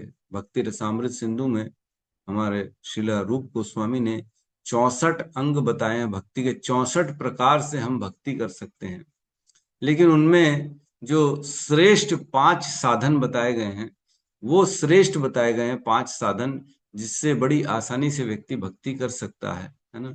और भक्ति के समस्त कार्यों को संपन्न इन 5 से ही कर सकता। तो 5 कौन से हैं? नाम संकीर्तन है, साधु संग है ना, धाम वास है, धाम यात्रा है ना। जैसे अभी हम चल ही रहे हैं सबके सब, है ना। 25 अक्टूबर से हमारी धाम की यात्रा, वृंदावन धाम यात्रा। तो ये 5 अंगों में एक अंग है धाम यात्रा। धाम, धामी और धामवासी, ये 3 चीज होते हैं धाम में। क्या क्या होता है? एक होता है धाम की भूमि, जो पूरा पूरा वृंदावन धाम की भूमि है, वो एक हो गई। एक होता है धामी, जो उस धाम के अधिष्ठाता है, श्री कृष्ण राधा रानी, ये धामी हो गए। और धामवासी, जो उस धाम में निवास करने वाले लोग हैं। ये 3 चीजें होती कभी भी धाम। इन तीनों के प्रति अपराध नहीं करना चाहिए। धाम की भूमि के प्रति अपराध नहीं करना चाहिए, धामी के ऊपर तो करना ही नहीं चाहिए, श्री कृष्ण और राधा रानी के प्रति तो अपराध करना ही नहीं चाहिए, और धामवासी के प्रति भी अपराध नहीं करना चाहिए। तो ये 5 अंग में क्या क्या बताया मैंने? साधु संग, नाम जप, और धाम जो है धामवास, और शास्त्र जो है ना, श्रीमद् भगवत गीता, भागवतम, इनका श्रवण और इनका अध्ययन करना, इसको भी जो है भक्ति के 5 अंग में रखा गया है। और 5वां जो है विग्रह सेवा बताई गई है। तो ये 5 मुख्य अंग बताए गए हैं भक्ति के। जो व्यक्ति इसको करता है, संपन्न करता है, उसको आसानी से भगवान की कृपा प्राप्त हो जाती है। तो इस प्रकार से यहाँ पे हमको आगे कह रहे हैं, बहुत सुंदर इसमें तात्पर्य बहुत बड़ा है श्रील प्रभुपाद का। कुछ कुछ मैं चीजें लेता हूँ, उठाता हूँ इसमें से, है ना, चर्चा करते हैं। कह रहे हैं, भौतिक जगत में अपने आप को बड़ा दिखाने के लिए धन का संग्रह नहीं करना चाहिए। ईमानदारी के साथ अपनी जीविका सुगमता से चलानी चाहिए, क्योंकि जोड़ तोड़ से समाज में बड़ा आदमी बनने की अपेक्षा ईमानदारी से कूली बनकर रहना श्रेयस्कर है। ये कौन कह रहे हैं? श्रील प्रभुपाद कह रहे हैं। समाज में दिखाने के लिए लोग धनी बनते हैं, और धनी बनने के लिए लोग पाप करते हैं, गलत आचरण करते हैं, क्योंकि धनी बनना थोड़ा सा टेढ़ा काम है ना। ईमानदारी से पैसा नहीं आता ना। आता है क्या ईमानदारी से पैसा? जितना हम अपने धन में, सामान में, घर में आसक्ति रखते हैं, है ना, बहुत आसक्ति रखते हैं इन सब चीजों में, लेकिन सामान नष्ट हो जाएगी तो बचेगा क्या? वो तो सब खत्म हो गया। लेकिन अगर आसक्ति हमने भगवान की जो है नाम में कर ली, तो वो तो हमसे कोई छीन ही नहीं सकता। सामान कोई छीन सकता है, लेकिन भगवान का नाम जप के धन जो है वो कोई नहीं छीन सकता। सपोज करो मेहनत करके किसी ने लाख रुपए इकट्ठे कर लिए, तो लाख रुपए इकट्ठे जो किए हैं उसके चोरी करने की संभावना तो बहुत है ना। कोई भी चोरी कर लेगा कि नहीं कर लेगा। लेकिन अगर बहुत मेहनत करके हमने 1 लाख नाम जप करके वो इकट्ठे कर लिए स्वीकृति, तो वो कोई चोरी कर सकता है? कितना ही खुला रख दो अरे ले जा, मेरे से क्या नाम चुरा लेगा क्या? कितना मैंने भक्ति कर ली, कितने नाम जप कर लिए, कौन चुरा सकता है हमारे से? कोई नहीं चुरा। लेकिन घर का सामान, घर का धन इकट्ठा किया गया, एफडी जो भी इकट्ठा किया गया, उसकी चोरी करने की पूरी संभावना बनी रहेगी, और सदा चिंता बनी रहेगी कि कैसे मैं इसकी रक्षा करूं। एक तो मेहनत किया, समय दिया, उसको इकट्ठा किया, अब उसकी सुरक्षा के लिए फिर मेहनत करो और समय दो, है कि नहीं? लेकिन मेहनत करके अगर भगवान का नाम जप कर लिया, तो फिर तो निश्चिंत है ना, कौन चुरा लेगा उसकी सुरक्षा के लिए दोबारा और समय देने की आवश्यकता नहीं, बल्कि और समय देंगे और इकट्ठे करते चले जाएंगे और इकट्ठे होता चला जाएगा। तो भौतिक वस्तुओं का संग्रह और भगवान के नाम जप, भगवान की भक्ति के 5 अंगों को संपन्न करना, इन दोनों में बहुत बड़ा भेद है। भौतिक वस्तु सब छूट जाएगी, लेकिन भगवान के लिए किया गया कोई भी कार्य वो कभी नहीं छूटने वाला, है ना। नेह अभिक्रम नाशवस्ति प्रत्यवायो न विद्यते स्वल्पमस्य धर्मस्य त्रायते महतो भयात्। इस कार्य में किया गया कोई भी, इस धार्मिक कार्य में किया गया कोई भी कार्य कभी क्षीण नहीं होता, वो सदा सदा आगे बढ़ता रहता है। और ऐसा करने से क्या होगा? महान से महान भय से हमारी रक्षा भी हो जाएगी, भगवान कह रहे हैं भगवत गीता। तो इस प्रकार भगवान का जो है करना चाहिए, हमारे को भक्ति करनी चाहिए। इसमें कह रहे हैं, मनुष्य को उल जलूल नहीं बोलना चाहिए, प्रलाप नहीं करना चाहिए। भक्त का कार्य तो श्री भगवान की कृपा प्राप्त करना है, अतः भक्त को सदैव ईश्वर का अद्भुत सृष्टि के लिए उनकी महिमा का वर्णन करना चाहिए। मुख से निकालें तो उल जलूल बातें निकालें, क्यों? संसार की बातें, इसकी प्रशंसा, उसकी प्रशंसा। कल परसों ही मैं बैठा था, कोई आया हमारे घर में, तो मेरी पत्नी उसकी प्रशंसा कर ली थी। मैंने कहा वो आप तो ये हो, आप तो वो। बाद में मैं तेरे को इसकी प्रशंसा करने की क्या आवश्यकता है? इतना बैठ के उसको मक्खनबाजी कर रहे। तो देव आपको पता नहीं, थोड़ा बहुत करना पड़ता है, काम निकालना रहता है किसी से करना रहता है। तो मैंने कहा ठीक है भाई, तुम काम निकालो, मेरे को तो किसी से प्रशंसा नहीं होगी भाई, भौतिक चीजों की क्या प्रशंसा करनी। तो कहने का अर्थ है, लोग जो है प्रशंसा करते हैं, बटरिंग करते हैं एक दूसरे की, व्यर्थ की बातें करते हैं, उल जलूल बातें करते हैं। लेकिन भक्त इन सब चीजों से दूर रहता है। भक्त को क्या है, केवल और केवल भगवान की महिमा का वर्णन करना, जिसको बोलने से कुछ मिले भी तो सही। संसार में अगर किसी की प्रशंसा करोगे तो कुछ मिलेगा क्या? कुछ नहीं मिलेगा। लेकिन अगर भगवान की प्रशंसा करेंगे तो वह नाम, वह कार्य दिव्य बन जाएगा, और वो हमारी भक्ति कहलाए, वो प्रचार कहलाएगा। अरे मेरे नाम का प्रचार कर रहे भगवान बोलेंगे। अरे जब अजामिल ने अपने बच्चे नारायण का ही नाम ले लिया तो उसको कितना पुण्य, कितनी स्वीकृतियां मिल गई। अगर हम ऐसी भगवान का नाम ले लेंगे तो हमारे को नहीं मिलेंगे क्या? मिलेंगे ना, बहुत मिलेंगे। आपन्ना संसृतिम घोरम यन नाम विवशो गृणन ततो सद्य विमुच्येत यद विभेति स्वयं भयम। क्या कह रहे हैं कि अगर भगवान का नाम विवशता में ले लिया, किसी भी कारणवश भगवान का नाम ले लिया, तो क्या कह रहे हैं, वह भगवान का नाम हमको इस जन्म मृत्यु के चक्र से बाहर निकालने वाला है, और स्वयं भय भी भयभीत रहता है ऐसे नाम से। यद विभेति स्वयं भयम, स्वयं भय भयभीत रहता है। अरे बाप रे, यहाँ पे तो भगवान का नाम चल रहा है, मैं कैसे जाऊंगा यहाँ? भय आता ही नहीं है वहां पे, है ना। तो हमें भगवान का नाम लेते रहना चाहिए, सदा सदा लेते रहना चाहिए। और क्या करें? भक्ति में सेवा करने के लिए उपयुक्त परिस्थिति यही है कि ईश्वर की सेवा अत्यंत उत्साह के साथ की जाए। श्री भगवान ने अपने चैतन्य महाप्रभु रूप में यह इच्छा व्यक्त की है कि सारे संसार के कोने कोने में भक्ति संप्रदाय का प्रचार किया जाए। अतः शुद्ध भक्त का यह कर्तव्य है कि जहां तक संभव हो वह इस आदेश को पूरा करे। पृथ्वी ते नगर आदि ग्राम सर्वत्र होइबे मोर नाम, है ना। तो ये चैतन्य महाप्रभु ने आदेश दिया है और ये होके रहेगा। तो कैसे होगा? तो भगवान की देखो कृपा कैसे हो रही है। आज 2-4 लोगों से हमने शुरुआत की थी हमारी इस कक्षा की, और आज भगवान की कृपा से 80-90 लोग रोज जुड़ रहे हैं, और पूरे भारत से जुड़ रहे हैं, है ना। कहाँ कहाँ से जुड़ रहे हैं। पहले हमने रायपुर से शुरुआत किया, एक बीज आरोपित किया, और आज देखो वो पेड़ कितना बड़ा हो गया। कहाँ कहाँ से लोग, भोपाल से, बनारस से, बॉम्बे से, चेन्नई से, दिल्ली से, कलकत्ता से, लखनऊ से, हर कहीं से लोग जुड़ते हैं। कहाँ कहाँ से नहीं जुड़ते हैं। इंटीरियर इंटीरियर से जुड़ते हैं, ऐसे ऐसे गांव से जुड़ते हैं। वो एक हमारे प्रभु हैं, कलकत्ता के पास कहीं पे मालदा करके कोई जगह है, और वहां से जुड़ते हैं, और उनका फोन आता है, प्रभु आपकी मैं सुनता हूँ लेक्चर, बहुत अच्छा लगता है। बहुत बहुत ज्यादा बेचारे समर्पित है। मैं तो जानता नहीं, देखता नहीं, कहाँ कहाँ से फोन आ जाता, कहाँ कहाँ से फोन आता है। एक बेंगलोर का लड़का है, वो फोन करता था कॉलेज का। अरे बोले प्रभु बचा लो, आपके मैंने लेक्चर सुने, प्लीज मुझको अपने शरण में ले लो। अब बताइए हम क्या कर रहे हैं? कुछ भी तो नहीं कर रहे। लेकिन फिर भी ये भक्ति के कार्य ऐसे हैं, जो इसको थोड़ा सा भी प्रयास करेगा तो भगवान उसको पूरा समर्थन देते हैं।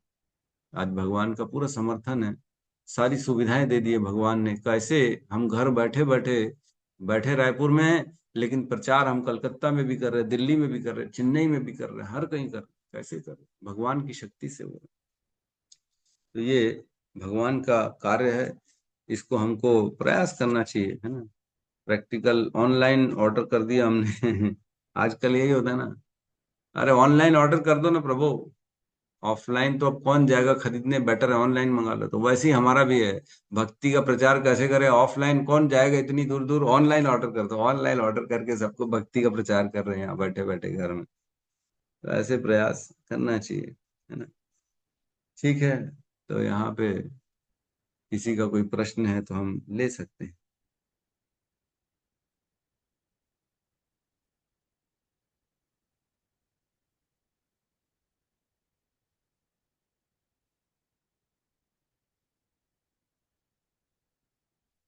हरे कृष्णा प्रभु जी। मेरा एक हरे प्रश्न कृष्ण। प्रश्न नहीं, मैंने ऐसे पूछ रही हूँ मैं। अब भौतिक चीजों की जो आसक्ति आप बता रहे हैं, तो अभी कल परसों की घटना है। मेरी माता भगवत गीता पूरा पानी में, वो गंगा जल रखती है एक बॉक्स में, और रोज जैसे उसका सेवन करती है, महाप्रसाद सेवन करती है। छोटी सी भगवत गीता रखी है, उसको रोज पढ़ती है, तो अपने बॉक्स में रखी रहती है। तो कैसे उसका ढक्कन थोड़ा सा ढीला हो गया था, तो गंगा जल से पूरा भगवत गीता पूरा भीग गई। तो वो ओ, परेशान हो गई, उसके चलते परेशान हो गई। तो मेरे को फोन लगे, तो मैं कुछ कर रही थी तो मैं फोन नहीं उठाई। तो फिर मैं बाद में फोन की तो बोलती है तुम ही इस चीज को समझोगी, इसीलिए मैं तुमको फोन करी कि मेरा मन बहुत खराब हो गया उसके चलते। फिर मैं समझा, और उसके चलते बीपी बढ़ा ली अपना। तो तो मैं फिर समझाई, बताइए ना, वो भगवत गीता मैंने बोलते मेरे को और कोई चीजों से आसक्ति नहीं है, लेकिन ये भगवत गीता मेरी भीग गई, इसीलिए मेरे को मैंने बहुत ही मैं दुखी हुई, ऐसे करती। इसको कैसे समझ सकते हैं? ठीक है, ये तो घटनाएं होती रहती, कभी कभी घटना कभी न कुछ अनजाने में हमारे से हो जाता है, कुछ चूक हो जाती है हमारे से भी, है तो इंसान। तो ठीक है। अब वो जो भगवत गीता भीग गई तो उसकी जगह अब नई भगवत गीता खरीद के ले हाँ, आओ, नई मैं भगवत वही गीता। समझाई कि दूसरी भगवत गीता आ जाती ना, इतना आपको दुख करके और इतना प्रेशर बढ़ाने का क्या मतलब हुआ, है ना? वो तो चीज मिल जा, आप ऐसे ही आप भगवत गीता से आसक्ति कर रहे हैं, ठीक है, आसक्ति अच्छी चीज है, लेकिन वो तो किताब है, वो तो फिर दूसरी किताब आ जाती। लेकिन पता नहीं उनके मन में बहुत ही उसका प्रभाव पड़ गया एकदम। मेरे पास ना एक भगवत गीता है जो बहुत पुरानी है, पता नहीं कहाँ से मिली है। मैंने बताया था ना, मेरे जी। पास जब मैं भक्ति में नहीं था, मेरे पास 3 भगवत गीता आई थी, अलग अलग जगहों से आ गई थी, पता नहीं कहाँ कहाँ से आ गई थी, पुरानी पुरानी। तो मैं ला ला के रख देता था घर में। पता नहीं जब पढ़ेंगे तब पढ़ेंगे वाली बात है। तो भगवत गीता बहुत पुरानी, बहुत पुरानी, मेरे को लगता है 25 30 40 साल पुरानी होगी भगवत गीता, वो भी शिल प्रभुपाद की भगवत गीता। तो उसको जब भी मैं खोलता हूँ ना, तो वो फट जाती है। पन्ने पलटाओ तो इतने पुराने हो गए, वो फट जाते हैं, उसका कवर फट जाता है खोलने से। तो मैं अब प्रयास करता हूँ उसको ना खोलूं, पड़े ही रहते साइड में। लेकिन जब जब खोलो तो कुछ ना कुछ उसका बाहर निकल आ जाता है। तो क्या कर सकते हैं ऐसी परिस्थिति में हम उसको, वो भी तो भगवत गीता ही है, लेकिन अब उसको हमने रख दिया साइड में, ठीक है, अपनी जगह पड़ी है। लेकिन पढ़ने के लिए दूसरी भगवत गीता ले आए और अब दूसरी से पढ़ लेते। इसी प्रकार उनको समझा दीजिए, जी क्या कर जी, सकते। मैं समझाई। और उसको अभी बरसात में धूप भी नहीं निकल रहा है, थोड़ा थोड़ा धूप निकला है, उसमें सुखाने लग गई एकदम बैठ बैठ के। तो फिर मैं बताई उसका उपाय है ना, उसको आप इतना ही है तो अब आयरन वायरन से उसको सुखा लीजिए ऐसे करके। तो नहीं फिर नहीं, वो भी आयरन, गया वो, ठीक। हाँ। आयरन मत लगवाइएगा। आयरन अच्छा, लगवाना ठीक नहीं है। नहीं लगाना चाहिए ना? नहीं नहीं नहीं नहीं, आयरन मतलब आप तो प्रेस नहीं, कर मेरे दोगे को गरम मैं ना गरम। देखती हूँ असल पुस्तक उस्तक ऐसे गिल्ली हो तो मेरे भी दिमाग में उतना नहीं आया। तो मैं बोली दूसरी ले लेना आप पुस्तक, और बड़ी एक है भगवत गीता यथारूप, तो मैं बोली उसमें से पढ़ लेना चाहिए था ना, उसमें पढ़ लीजिए आप। आयरन नहीं लगाना, ज्यादा से ज्यादा जो वो होता है ना, हेयर ड्रायर होता है ना, उससे थोड़ी सी गर्म हवा थोड़ी थोड़ी मार सकते हैं ताकि सूख जाए वो। वो धूप लेकिन में ही सुखाएगी, हाँ धूप हाँ, में ही। धूप तो सबसे अच्छा धूप, हम्म। उसको धूप में सुखा। हम्म। यस, अजीत माधव प्रभु कहिए। हरे कृष्णा प्रभु जी, दंडवत प्रणाम। प्रभु जी, जो आप 3 स्वीकृति आपने भाई, भक्ति मुख्य स्वीकृति और 2 और प्रभु जी थोड़ा मिस हो गए। भोग उन्मुखी स्वीकृति और अच्छा, ज्ञान भोग। उन्मुखी स्वीकृति।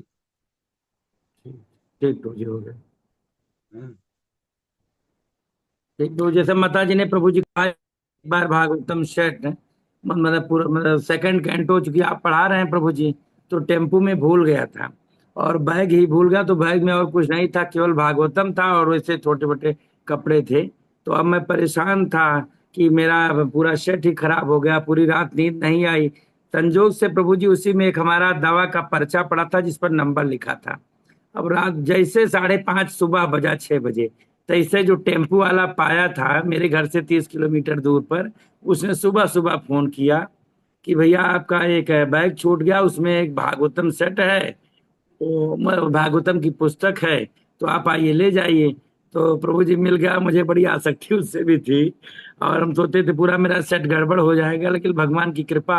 मैंने सोचा कि अगर मैं भगवान की सेवा भागवतम पढ़ रहा हूँ, अगर भगवान चाहेंगे तो जरूर मिल जाएगा। और मुझे ये भी मैं परेशान था कि उसमें कोई कांटेक्ट नंबर है नहीं, लेकिन संजोग से एक पर्चा रखा था उसी बैग में।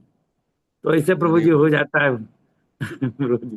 बहुत सुंदर, भगवान देखो कैसे करके, देखो वही बोला ना, सब व्यवस्था भगवान करके दे देते, बस भक्ति करना, प्रचार करना, बस भगवान के प्रति समर्पण का लेवल हो तो भगवान सारी व्यवस्था हमको करके दे देते हैं। कहाँ बताओ, आप कोई चीजें मिलती हैं आज के जमाने में? गई हुई चीज कभी मिलती नहीं है, लेकिन भगवान की कृपा से मिल गई। तो भगवान भक्तों का ख्याल करते हैं, बिल्कुल करते हैं। अनन्यास चिंतयन्तो माम ये जना पर्युपासते तेषाम नित्य अभियुक्तायाम योगक्षेमम वहां में हम। मैं वो चीजें देता हूँ, उसकी रक्षा करता हूँ जो मेरे पास, मेरे भक्तों के पास है, और जो नहीं है उसको प्रदान करता हूँ। तो भगवान रक्षा करते हैं, बिल्कुल करते हैं, इसमें कोई शक नहीं है। तो बड़ा भक्ति को प्रोत्साहन देने के लिए बहुत सी चीजें ऐसे जीवन में मिलती हैं। भक्तों के संपर्क में आते हैं तो ऐसी नई नई चीजें पता पड़ती है कि कैसे भगवान रक्षा कर रहे पल पल में, है ना। पदम पदम यत विपदाम, यद्यपि पूरे संसार में पदम पदम विपदाम, हर पद पद पे विपदा है, लेकिन भगवान सदा सदा उन भक्तों की रक्षा करते हैं। और जो विपदा, बड़ी बड़ी विपदाएं हैं, उनको छोटा छोटा बना देते हैं एकदम छोटा छोटा बना देते हैं भगवान। और भक्त ऐसे ही निकल जाते हैं उन छोटी छोटी विपदाओं से, बड़ी को छोटी कर देते हैं। तो भगवान सदा भक्तों का साथ देते हैं, रक्षा करते हैं। रक्षाश रक्षास इति विश्वासो, ये हमें विश्वास रखना चाहिए कि भगवान सदा सदा मेरी रक्षा करते हैं। जो हो गया कहीं ना कहीं उसमें कुछ ना कुछ अच्छा ही हुआ। भगवान ने अगर कोई पीड़ा दे दी, तकलीफ दे दी, दुख दे दिया, तो अच्छा ही हो गया। आज जब हम पलट के देखते हैं ना, तो कई बार जो उस समय आई हुई विपदाएं हैं ना, उस पे उस समय बड़ा शोक करते हैं कि इतना मेरे साथ गलत हो गया, क्यों हो गया, मैंने ऐसा क्या गलत किया। लेकिन आज जब पलट के हम देखते हैं उन घटनाओं को, तो ऐसा लगता है अच्छा ही हुआ। क्यों? छूट गए अपने। पहले बड़ा दुख होता था, अरे मेरा अपनों से लड़ाई हो गई, मेरा अपने भाई बहनों की लड़ाई हो गई, अब तो दूर हो गया, हमारे संबंध टूट गए, कैसे होगा, दुखी हो जाते थे। लेकिन अब जब पलट के देखते हैं तो ऐसा लगता है अच्छा ही हुआ है। नहीं टूटते तो वही आसक्ति बनी रहती, हमारा समय तो नष्ट उसी में हो जाता। तो भागवत गीता, भागवत कौन पढ़ता, कौन पढ़ाता? पहले इतने संबंधी थे, इतने रिश्तेदार थे, सबको समय देते देते, संबंध को अपना पुष्ट करते करते, सबको खुश करते करने के लिए, उसके लिए थोड़ा सा कर दो, थोड़ा उसका समय निकाल दो, आज उसका बर्थडे है, उसके घर चले जाओ, केक दे दो, ये दे दो, वो दे दो, फोन कर दो, आधा आधा घंटा, एक एक घंटा फोन में बात कर रहे हैं, बच्चों को बैठ के उनको संभाल रहे हैं। अब अच्छा लगता है, ठीक है, अच्छा ही वो भगवान ने तोड़ दिया, अब पूरा समय मैं भागवत को देता हूँ। कितना अच्छा काम कर दिया भगवान। तो ऐसे उस समय हमको दुख होता है, लेकिन बाद में पता पड़ता है कि नहीं, अच्छा ही। यस रिपुनाशन प्रभु जी। हरे कृष्ण प्रभु जी, दंड प्रणाम। प्रणाम प्रभु जी। हरे कृष्ण। प्रभु जी, ये चर्चा सुन के मेरे मन में भी एक लालच आ गया। मैं एक घटना अपने साथ की कल की सुनाऊं। मेरे पोते का हाँ, कल बर्थडे था प्रभु जी।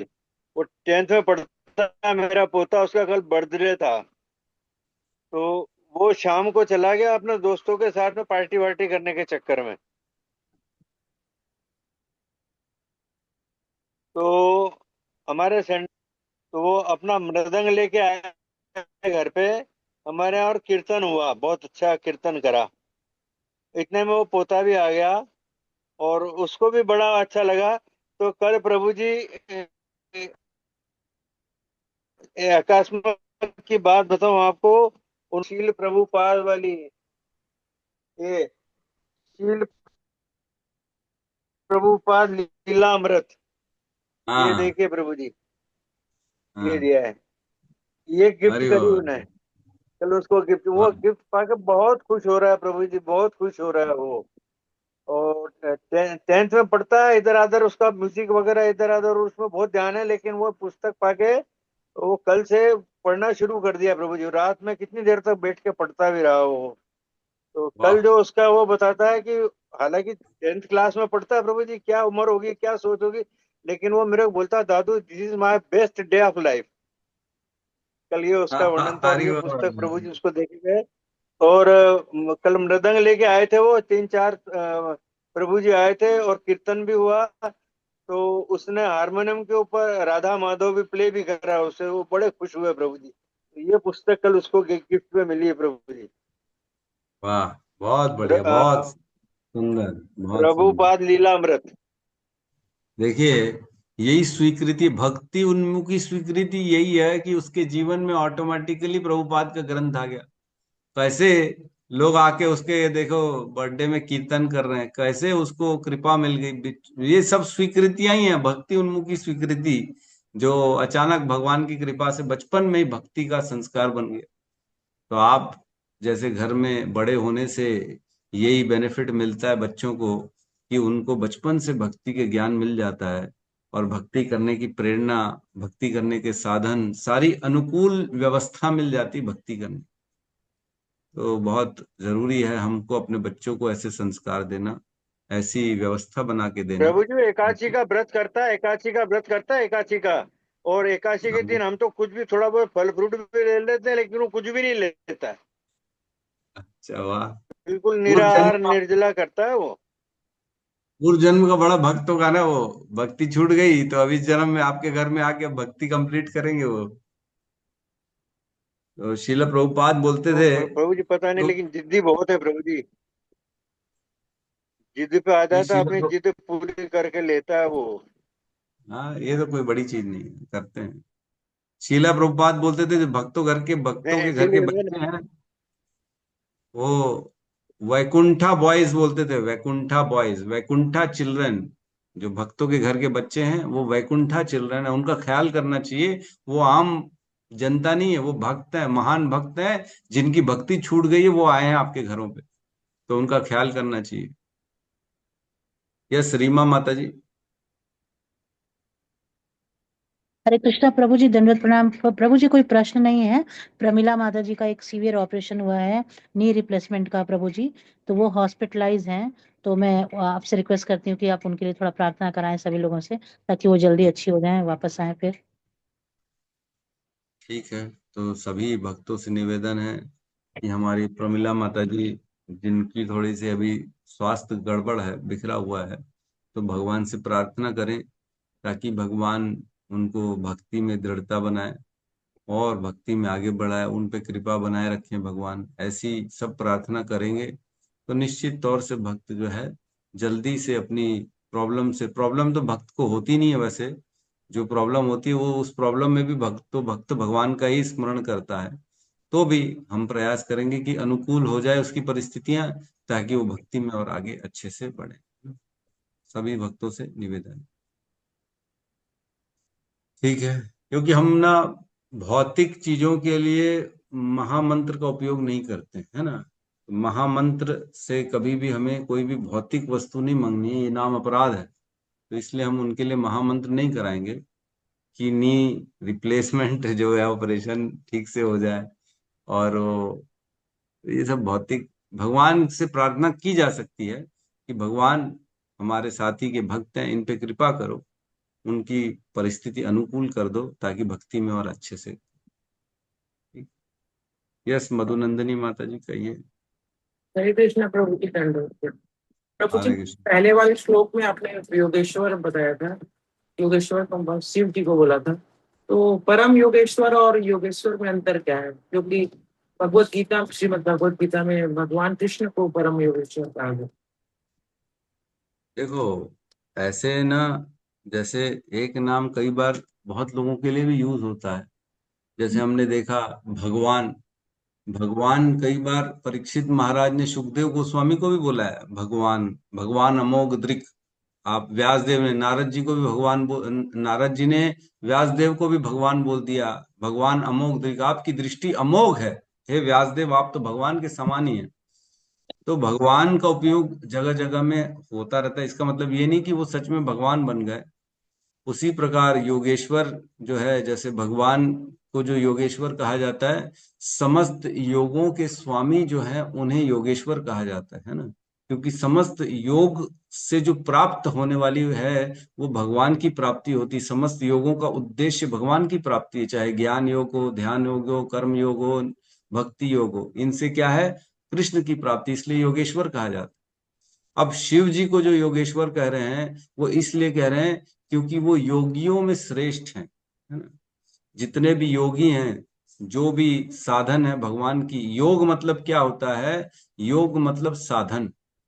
भगवान की प्राप्ति के साधन। 2 योग 2 मतलब 2 + 2 = 4। योग जैसे ही व्यक्ति करता है मतलब अपने आप को भगवान से जोड़ने के लिए वो ऐसे साधन प्रयास कर रहा है जिससे वो भगवान की प्राप्ति कर सके। तो जितने भी साधन कर रहे हैं उन साधकों में सबसे श्रेष्ठ है शिव जी। इनके लिए योगेश्वर कहा गया है कि योगियों में श्रेष्ठ। तो एक योगेश्वर योगियों के स्वामी के लिए कहा जा रहा है और एक योगेश्वर योगियों में श्रेष्ठ कहा जा रहा है, उनको योगेश्वर कहा जा रहा है। तो ये दोनों भेद है, दोनों एक नहीं है, दोनों अलग अलग हैं। लेकिन कई बार एक ही वर्ड को बहुत जगह यूज किया जाता है, तो इसका अर्थ ये नहीं है कि दोनों सेम हो गए, दोनों में भेद। ठीक है माता जी। हरे कृष्ण। यस। हरे कृष्णा प्रभु जी, एक प्रश्न मेरे मन में और है जो आपने अभी बताया कि भौतिक चीजों के लिए हम हरे कृष्ण महामंत्र का जप नहीं करते। प्रभु जी, तो ये बात एक्चुअली मुझे ये बात नहीं पता थी, अभी मुझे पता चली है। तो प्रभु जी, हमें हरे कृष्णा मंत्र का जाप सिर्फ भगवान को प्रसन्न करने के लिए करना चाहिए, उनको याद करने के लिए करें, और किसी भी चीज के लिए हम हरे कृष्ण महामंत्र का जप नहीं कर सकते प्रभु जी? नहीं करना, ये अपराध में आता है ना। इतनी अगाध महिमा सुनने के बाद भी भौतिक आसक्ति बनाए रखना, ये भी एक नाम अपराध है ना। नाम अपराध, नाम के बल पर जो है पाप करना और इस तरह का नाम के बल पर अपने जो है इच्छा पूर्ति के लिए काम करना, ये सब अपराधों में आता है, तो नहीं करना चाहिए। जैसे किसी की तबीयत खराब हो जाती है ना, तो या किसी की तकलीफ हो जाती है, तो उसके लिए हम महामंत्र नहीं करते। उनके लिए जैसे नरसिंह कवच का पाठ होता है, नरसिंह भगवान से प्रार्थना कर लेते हैं कि भगवान आप उन पे कृपा करो, और जो है हवन इत्यादि भी लोग नरसिंह का कवच करा लेते हैं ताकि किसी की स्वास्थ्य ठीक रहे, लेकिन महामंत्र नहीं करते। जी प्रभु जी, मुझे नहीं पता था ये बात प्रभु जी। मुझे लगता था किसी की तबीयत खराब है तो ऐसा करना चाहिए, इससे उनकी नहीं, मतलब स्वास्थ्य इसमें में देखो, सुधार होगा। इसमें क्या उद्देश्य क्या है? अगर स्वास्थ्य में सुधार का उद्देश्य है तो महामंत्र नहीं करना चाहिए, लेकिन भगवान से प्रार्थना कर रहे हैं कि भगवान आपका ही तो भक्त है, उस पर कृपा कर दो, ठीक करो ना करो इससे मतलब नहीं है, लेकिन उसको अपना शरण दो, अपनी कृपा करो, तब आप कर सकते हो महामंत्र, है ना। तो ये उद्देश्य के ऊपर है कि आप उसकी बीमारी ठीक करने के लिए महामंत्र कर रहे हो कि भगवान से विनती कर रहे हो उस पर कृपा कर दो। तो इन दोनों में भेद है। तो अगर आप भगवान से कृपा की याचना कर रहे हो तो आप महामंत्र कर सकते हो, लेकिन अगर आप उसकी बीमारी ठीक करने के लिए अगर भगवान से याचना कर रहे हो तो महामंत्र नहीं कर सकते। जी प्रभु जी, धन्यवाद प्रभु जी। हरे कृष्णा, दंडवत प्रणाम। हरे कृष्णा, प्रणाम। ठीक है, बहुत बहुत धन्यवाद सभी भक्तों का। तो यहाँ पे हम आज अपनी क्लास को विराम देते हैं। सब मिलके हरे कृष्ण महामंत्र का उच्चारण करें। हरे कृष्ण हरे कृष्णा हरे कृष्णा कृष्णा हरे कृष्णा राम हरे हरे हरे राम राम राम राम हरे राम हरे। हरे ग्रंथराज श्रीमद् भागवतम की जय, जय। समस्त भक्त वृंद की जय, जगत गुरु श्रील प्रभुपाद की जय, जय गौर प्रेमानंद। हरि हरि हरि हरि हरे बोल। हरे हरे कृष्णा प्रभु हरे जी, कृष्णा दंडवत प्रभु जी, प्रणाम। प्रभु जी सभी भक्तों को प्रणाम। हरे कृष्ण प्रभु जी, दंडवत प्रणाम। हरे कृष्ण।